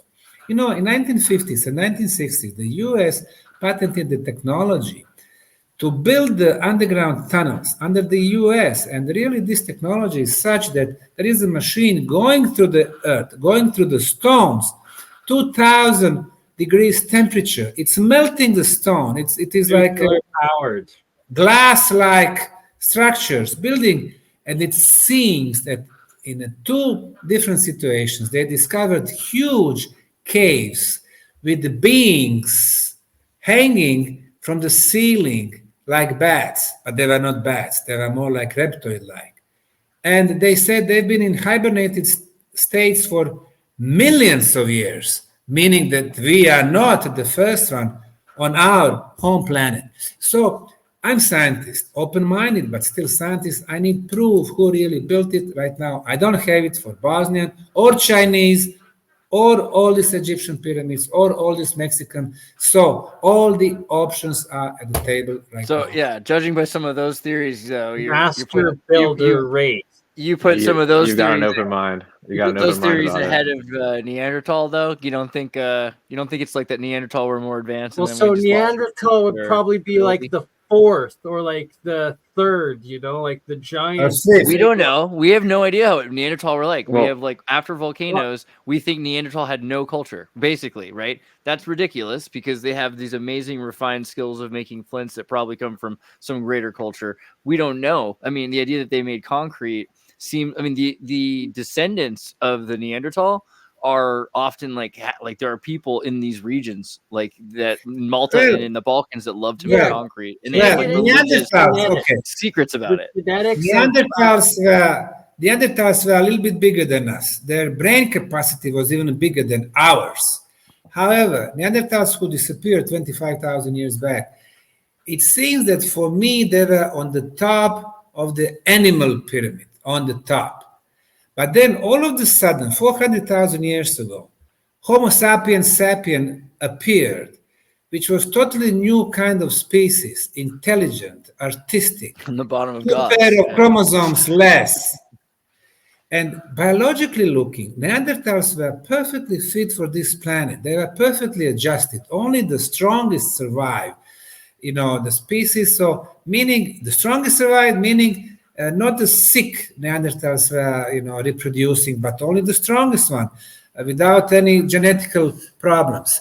And then all of a sudden, you have a species, Homo sapiens, who come there with 5,000 genetical flaws. How is it possible? Neanderthals, chimpanzee, gorillas had 2 or 3 because they were perfectly adjusted for this planet. And then you have Homo sapiens, intelligent, much more intelligent, with all these flaws.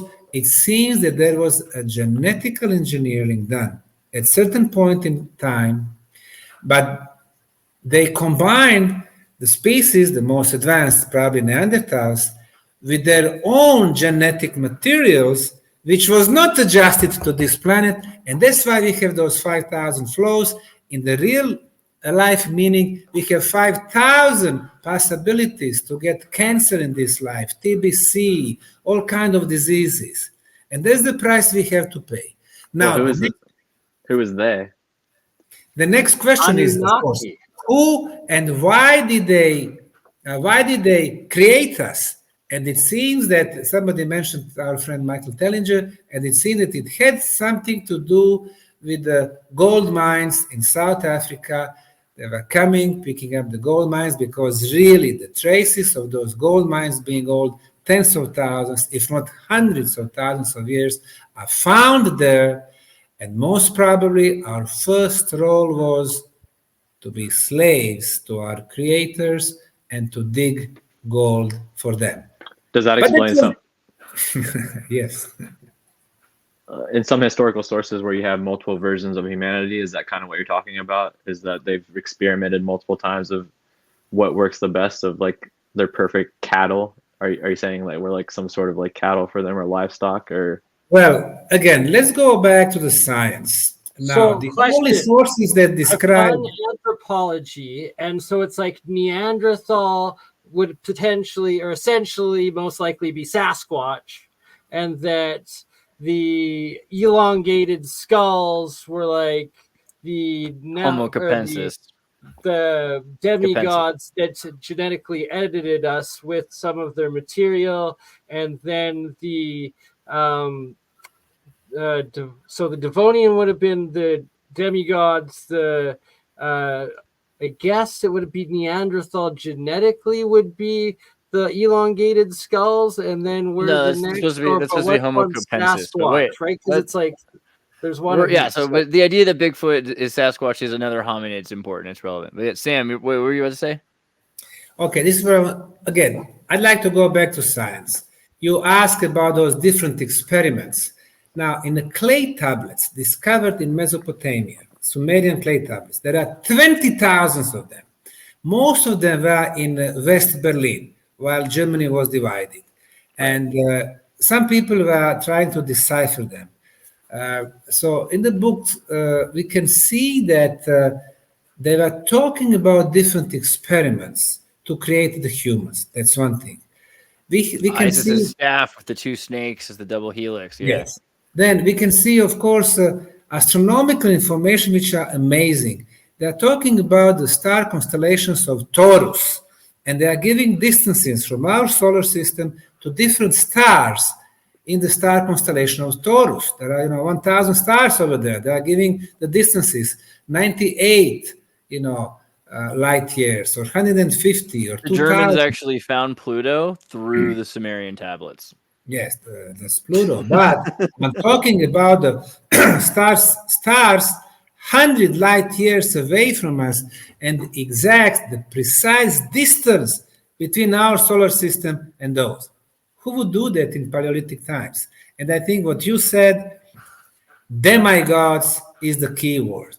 Again, let's go to the scientific documents. The most important for me, artifacts from Egypt, is so-called the Turin King list.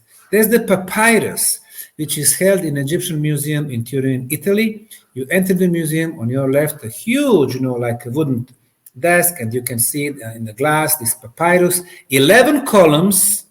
They list all Egyptian rulers, and they divide them into 3 phases. The phase number 3, the last phase, are the sons of gods, or the pharaohs as you know them. Started 5,100 years ago. King Menes united Upper and Lower Egypt. They would rule Egypt 10 years, 20, 50, or if they got lucky, like Ramesses II, 67 years. So these are Homo sapiens, obviously. The second phase, the one before that, demigods and spiritual kings. They would rule Egypt 200 years or 300 years each. And the first phase is the phase of gods with a small g. They would rule Egypt 1,000 years each. And it is written in the papyrus that the gods descended from the kingdom of heaven to kingdom of earth. And they would rule Egypt. And when did it happen? It happened 42,700 years ago. So they would rule Egypt for thousands of years. So is it possible that between 30 and 40,000 years back, the Egyptian pyramids were built? This is what I think. By, as they said, by the gods who had technology. If they lived 1,000 years, can you imagine what kind of technology they had? What kind of knowledge? What's the explanation for the massive, the increase in erosion within the last 200 years for the pyramids if they've supposedly lasted 32,000 years? They took everything off the pyramids. The pyramids used to be covered with... the mountain pyramids. Well, no, hold on. The Giza pyramids were covered with tiles, and they had gold on them, and those were stolen in the last few centuries. People went and took all the coverings. They used to be these white, just like beautiful... The Mexican pyramids as well were also covered in the gold and the... and the metal and ceramic and stone. Mica. The stone lasted like a lot longer than what they have now, which is breaking apart. You are right. 3 major Egyptian pyramids at the Giza Plateau. They were covered by beautiful, smooth limestone blocks. What we see now is the layer below. It's still limestone, but rather rough. Only one pyramid, Khafre or Khafre, the second largest pyramid, close to the top, it has those beautiful limestone blocks covering. Also, the third one, Mykerinos or Mycerian pyramid, at the base you can see the original covering. That can last for a very long time. However, the red pyramid and the bent pyramid and the black pyramid in Dahshur, when you go there is no coverings there, and the stones, due to the erosion, is coming to the dust. Or even some other extreme cases like Hawara pyramids and so on, you can see that they are extremely old. We are talking about tens of thousands of years. In Egypt, I mentioned 155 pyramids, 28 stone pyramids, those that I mentioned. The rest of them were built from the mud bricks during the 12th and 19th dynasty. It was, rather soon. 19th dynasty is 3,300 years, and they are gone for a very long time. Limestone is primitive, inferior material. So the bricks used for the covering of the pyramids in Egypt were the same quality as the bricks used in Bosnia, but the bricks on the inside, underneath the covering, were a separate material altogether that erodes quickly. Yes. I would not call them bricks. I would call them blocks, because they were really multi-ton blocks from limestone, very smooth limestone. In Bosnia, we have a concrete, extremely hard. I mean, it's been there for 30,000 years. It can withstand another 50 or 100,000 years of tectonic movements and erosion and the climate and so on. It's actually like a geopolymer, which is also, so it's really hard for things to grow in it or through it. So you can see there's the short trees. All the different layers seem like geopolymer. It's that the inner ones weren't designed to handle the weathering, and that they're limestone. So there's the chemical reaction, especially with more acidic rain, stuff like that it erodes a lot faster. And that once you have the casing stones and the different casing off, that's why they're now degenerating at such fast rates. You are right. In order to make those blocks that you pointed us, a few minutes ago, those rectangular blocks, layer on top of the layer, they used as a construction materials pebbles, rocks, and sand while making tunnels. The tunnels were made in the material called conglomerate, and conglomerate is exactly that: pebbles, rocks, and sand. They came loose. They needed binding material, and you could probably see the brownish material. Okay, here, now, rectangular block. And show me the one with the, okay, you see the first row, the second row, the third row is below, and this is the first layer. Yeah, the second row. Good, good, good. They are on top of each other. That's not what the Mother Nature does. Mother Nature does not construct, but intelligent hands. And the binding material is either melted clay, and they got clay everywhere, or the lime-based material. So they used even some additives. So these are sandstone plates on the moon pyramid, the Bosnian pyramid of the moon. They cut those plates, and then we can see three rows of those terraces. To claim that this is natural, I mean, obviously those geologists, they don't know what they're saying. Yeah, I keep seeing people that just need to go there. If they just go there, it's impossible not to see it. Yes. If you read a book, you don't have to look at it, I guess. But the ancients were smart. They always used natural construction material because they knew properties of those materials. What we do today, everything's artificial. We made plastic, we made artificial cement, we made artificial rubber, but that's our problem. They used natural construction materials. Have you found any similar type concrete or geopolymer in any other sites around the world that you've mentioned? Because, for example, in Caesarea in Israel, like the dock they had there or whatever, the port, it was constructed of some sort of geopolymer concrete that's supposedly extremely strong. Have you ever heard of that? Or Caesarea is the site and the first artificially made port, harbor in Eastern Mediterranean. At that time, they had two more, Alexandria and Gaza. Today, they don't have a port in Gaza. They used to have thousands of years back. Caesarea was made by King Herod, and they wanted to please the Roman Empire. And he was using Roman concrete. Ancient Roman concrete is one of the hardest and the best concrete material. They were adding the volcanic dust, and it would last literally forever. Even in the sea condition, the sea would actually make it even harder.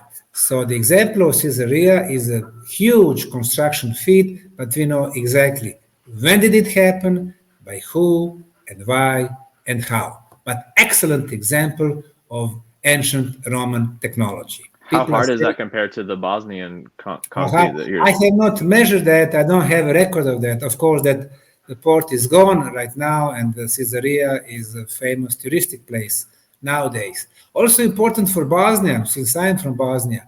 You know, the Bosnia was part of the Ottoman Empire. 1878, Austria-Hungary took over, and some Bosnians went from this part of Ottoman Empire, Bosnia, all the way through Balkan, then today's Turkey, to Caesarea. That was actually in other extreme, the farthest point from Bosnia. They were so upset with Austrian coming to Bosnia, and they had their village in Caesarea. So when I go to Caesarea, I like to go to that place. Well, I was going to say, also I have Croatian and Bosnian family, and when they came to California and America, like, they're known for their concrete. Like, I have a great uncle who died. He had secret recipe for concrete, and it's known he would like go in the night to get what he needed because he didn't want anyone to know where he was going. But I think he was going to the beach, by the way. So there's seashells a lot of the time is involved. Yeah, you are right. Actually, they were using seashells. The key part of the geopolymer reaction with the lime in it and the chemical. Yeah, they were adding seashells in Mexico. They were adding the eggs, And the seashells actually, as the cracks happen and the water comes in and it erodes, it actually then triggers the chemical reaction more and recrystallizes the block. The crystals so grow. It's re-healing. It's self-healing by putting those seashells in. It's literally ingenious architecture. What they were adding in the case of Bosnian concrete, they were adding the granite dust. Granite. We have granite, 5 kilometers from the Sun Pyramid. How are they getting the granite into dust? How are they breaking it down? That's actually obviously they were grinding it somehow.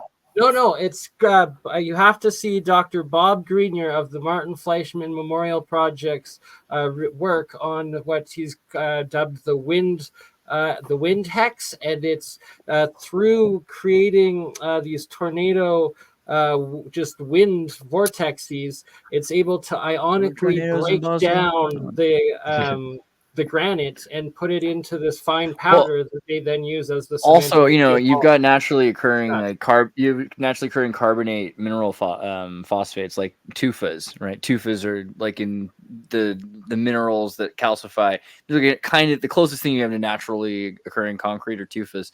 Like, how are tufas different? I mean, obviously they're more brittle and everything, but how do we? And are there any tufas that are like square slabs?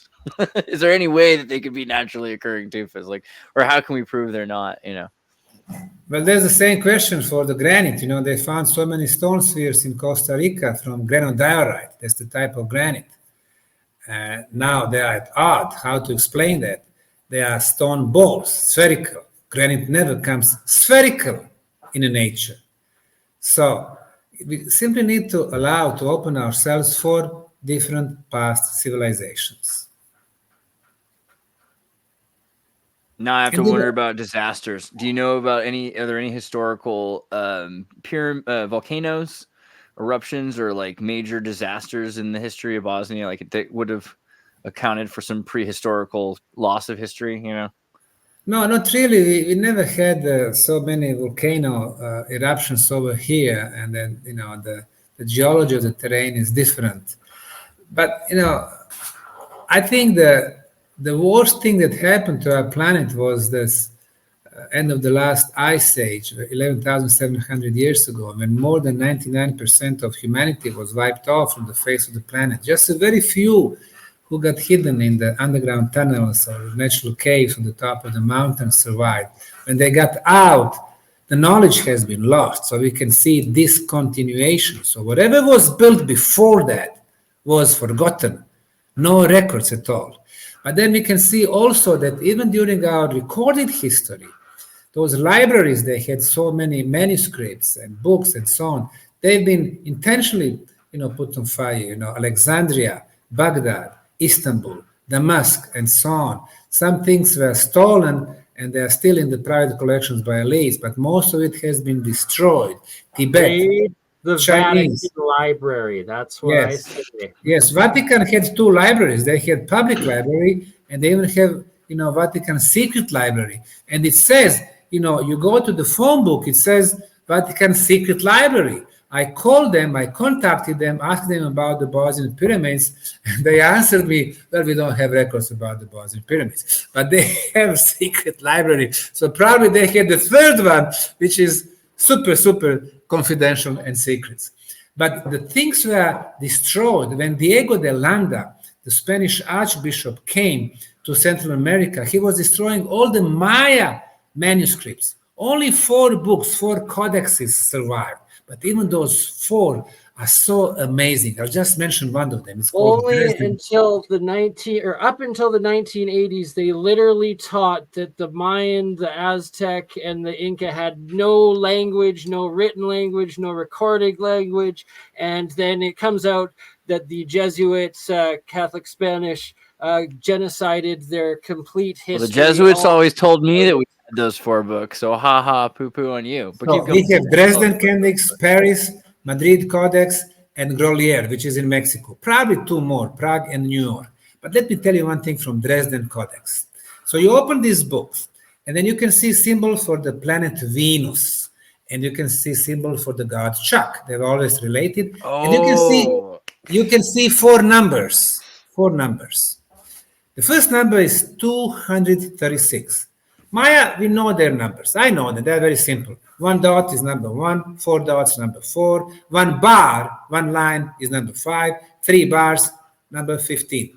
4 dots, 3 bars, 4 plus 15, 19. The first row is 19, the second row 20 to 400, and so on.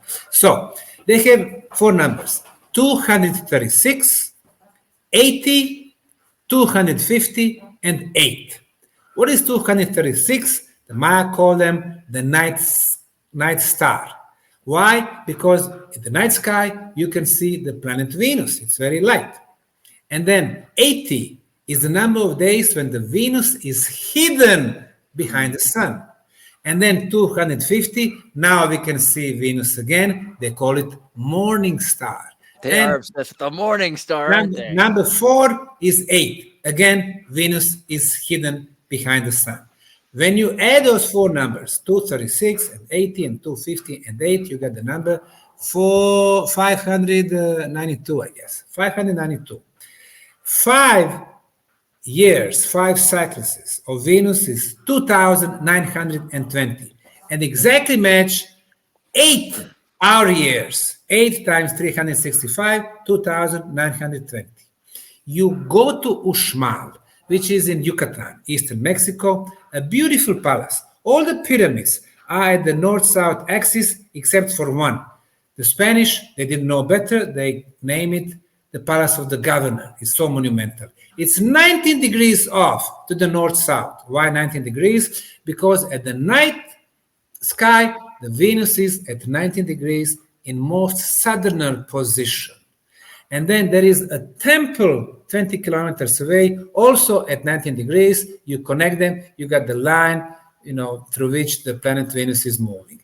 And on this Palace of Governor, northeastern and northwestern wall, you can see the numbers 5 to 8, 5 to 8, 5 to 8, 5 Venuses cycles, and 8 hour years. So smart. And you are right about explanation about the Mayan. If you go to Encyclopedia Britannica in 1980, it will state that the Maya were not civilization, they were Neolithic society. No wheels, primitive stone tools, warlike, fighting all the times, sacrificing the enemies. That's how they describe them, as very primitive. Wrong. Very advanced astronomically, mathematically, artistic. 21 calendars. Long count, 5,125 days. 5 long count calendars. Exactly the time needed for our solar system to make full circle within our galaxy Milky Way. How did they know that? We needed 100 years with our telescopes and computers. How similar is the mythology in Bosnia compared to other places around the world that you visited? We don't really have oral traditions about the Bosnian pyramids. We have people talking, there is something mysterious. During the last war in 1990s, when Visoko was bombarded, when the projectile would hit natural hill, that was a sound you would expect from the compact hill. But when it would hit the pyramid, you could hear the echo. Why? Because of inner passageways and chambers. But no oral traditions. However, what we have, the Maya tradition talks about the Pleiades, 52 years, very important for them, 52 years. They even had on their astronomical observatories in Mayapan, in Chichen Itza, observatories called Karakol. They had 2 window openings. One was looking at the Pleiades when it was in most southern position, and another one the most northern. 52 years, very important. They had 3 calendars based on the Pleiades. One is 52 years, another one 13 times 52 years, another one 20 times 52 years. In Bosnia, 4 pyramids, the Pyramid of the Sun, Moon, Dragon, and Love. When you put them on their layout, exactly match the map of the star system of Pleiades, 4 out of 7 stars of Pleiades perfectly match those 4 pyramids. So, does it mean something? Well, if the Orion Belt, those 3 stars, are significant for the Giza pyramids and Teotihuacan pyramids and Palencia pyramids in Spain, it seems that the Bosnian pyramids have something to do with the Pleiades. And the most mentioned star system in all oral traditions around the world are the Pleiades, Navajo Indians, Hopi Indians, Pueblo Indians, Anasazis, southern US, Maya civilization, India, Indians from India, Aborigines, and now Bosnia. Yeah, I was just gonna say again, I with like family that were from Croatia and Bosnia, like you've got a place that's been conquered by everybody for so many, like the Turks, the Islamification, the Catholicization, the Orthodoxization, the Protestants, communism. So like a lot of the myths have been kind of subdued, but in general, there's still, everyone's got stories about seeing fairies up in the hills, right? And it's like, or it's angels, or it's Mother Mary, or it's, something from whatever, but it's like it's very, very common from everybody. And there's even like when I was saying like the whirling dervishes, like, so there's a group there, there's a kind of monk that just spins. It just spins in order to experience God, or to have kind of, so Bosnia is a really interesting place because a lot of people, for a lot of reasons, are there to have spiritual experiences and to see things, and particularly the idea of like going up into the mountain. And again, the Bosna is kind of named after the Bosna River that's flowing right underneath that pyramid. So it's, almost everything kind of comes around to it. Now, for the second time, you mentioned dervish. Dervish is the order within Islam. In the religions, people were not allowed to ask questions. Catholicism, Protestantism, Buddhism, Hinduism, Islam. However, there were always some orders that they were allowed to ask questions, and this is how they would improve their religions. Dervish, there are 12 orders of dervishes coming to Bosnia over the period of time. And those, the whirling dervishes, were the ones who could, during their ceremonies, go back to time, ask questions. And when I was starting the project back in 2005, 2006, I received a phone call. The guy said, okay, I'm one of the dervishes, and we had our session, and you are right. There is a pyramid there. There are 14 chambers inside the Bosnian sun. And not only that, it is much more than a pyramid. Then, it was 2006. Now imagine this. I'm there. I discovered the biggest pyramid, the oldest, the concrete blocks. I believe in dervishes, man. I believe in what they say. I'll come back to dervishes. The CNN was there doing breaking news. I'm on CNN. At that time, 2006, that was #1 media in the world. ABC, MSNBC, BBC from London, ZF. It was before they built the narrative. And the guy is telling me there is something even more important than the pyramid. I said, how can it be more important? I'm at the top of the world. But then during the last 18 years, I realized, yes, much more important is pyramids as the energy machines, affecting our lives, our food, our drink, our communication, our spiritual senses. It is much more than the pyramid. When the dervishes were traveling, before the Ottoman would conquer certain parts of Europe or Northern Africa or Middle East, first they would send dervishes. Dervish, they were usually the most intelligent, the most intellectual. They were traders also. They were spies for their armies and so on. They came to Bosnian territory, where Bosnia was kingdom, back in the 14th century. They came and they picked up 2 locations because they were always looking for the most energy potent places.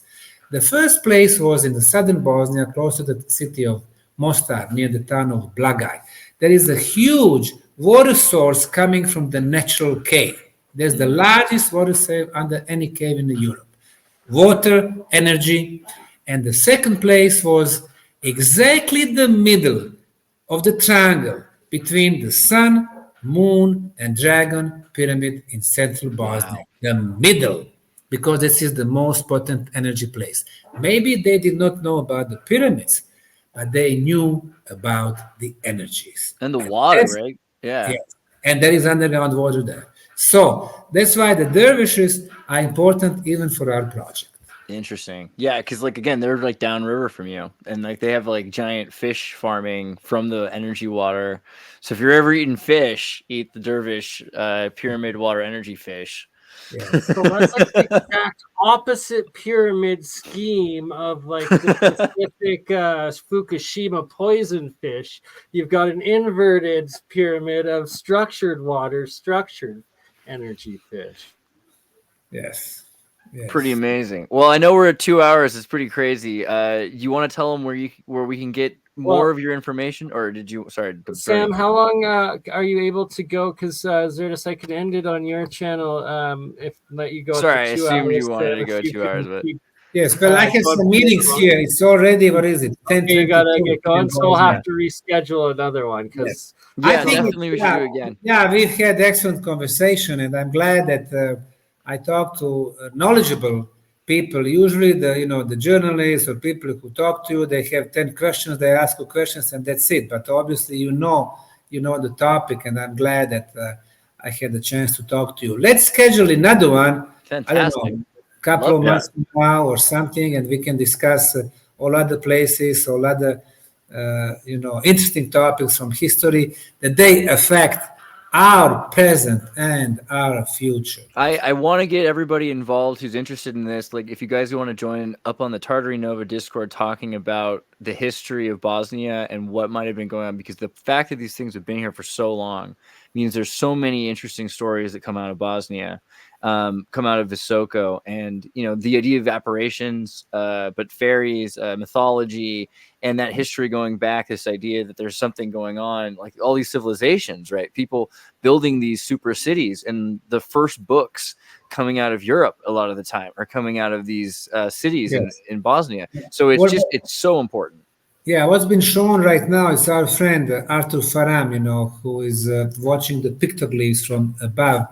And then he has very interesting methods showing that there is a connection between major archaeological sites on different continents. And then he's done extensive research on Bosnian pyramids and, the triangles, the elements of sacred geometry. Right here, what he's showing is that the geoglyphology method, the actual lengths and angles of each of the sides of the pyramids were made specifically for exact measurements that he puts into his geoglyphology calculation, these radial points, and that they actually map out to all these other specific ancient sites around the area. And that even the four corners of the Bosnian Pyramid of the Sun, that the three plot to Luxor, Tunis, and Lewis, the three main angles, and then the four corners, when added the cardinal points, it actually plots exactly to the southern border of Russia, even to today.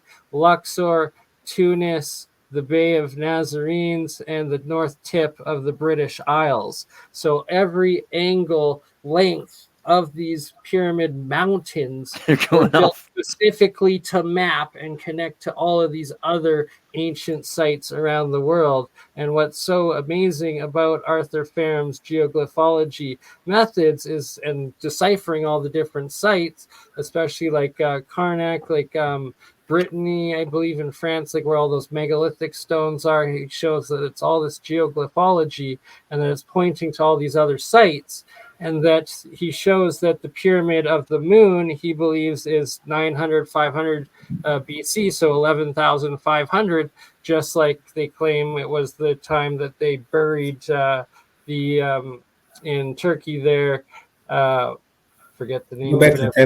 Göbekli Tepe, right? And it's like the Younger Dryas catastrophe event, essentially, like it was just after it, or the time of Atlantis. But the point is, if you look at this pyramid, you'll never see it unless you look at it straight on. If you look at these pictures, you're never going to believe it from above until you just go there. Because if you see it, it's just gonna. I mean, you can see this math, and then it's still. I think this is a problem for people that don't understand. They're like, oh, I'm looking at a book. As soon as you're there and you see the thing, it's impossible not to recognize that it is a synthetic pyramid. That it's not a mountain. That it's not just some sort of like weird last accident. year, That this you stuff became one of synchronizes. the 250,000 or 400,000 that made it. I want to be So part of the this next year- 144,000. Let's take it that way. Well, no, that's already happened. What I'm saying is, this next year, all 5 of us are going to be there and be part of the 500,000, and then the year after, we're going to be part of the 1 million. Because, like you're saying, you have to be there, experiencing it and seeing it is what really verifies it, and being part of it. It just blows away any book. It'll blow away any book, and then you'll be like, "Oh, that is really amazing how it does." Now that I know it actually is a pyramid, now look how crazy it is that it goes off and it connects to all these things. But I think that until you just like know that it's real, because so many people are working so hard to hex